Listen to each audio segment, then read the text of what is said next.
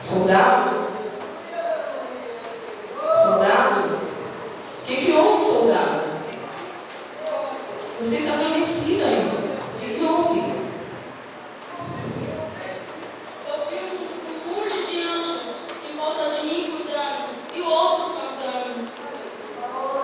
Mas Deus não deixa o soldado ferido morrer. Reviste-se da armadura de Deus para fugir de todo o mal.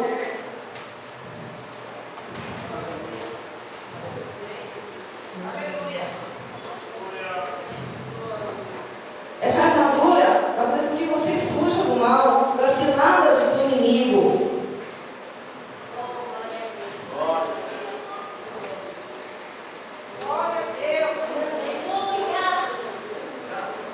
Este é o cinto da verdade, a verdade que vem somente do Senhor, do nosso Deus.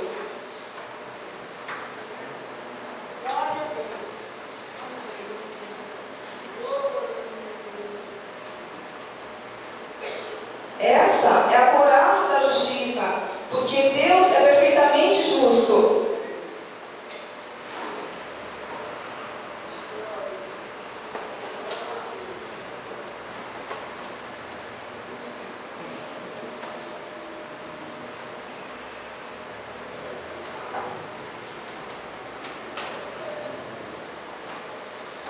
Eu coloco em ti também as sandálias da preparação do Evangelho, para que tu possas, aonde quer que andares, pregar as boas novas a todas as nações.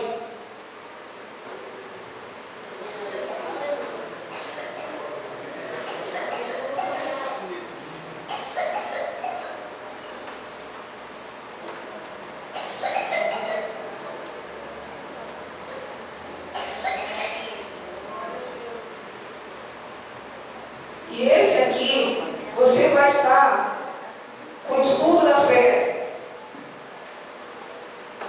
para que tu possa ser protegido contra os dardos inflamados do inimigo.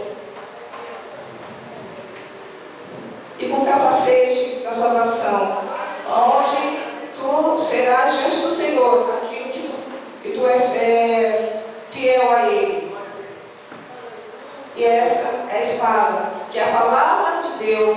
Aqui você terá que aprender, conhecer e pregar. E acima de tudo, levar essa palavra a todas as nações, no Espírito. E por último, ore sempre sem cessar, com perseverança, para ti e para com os outros santos.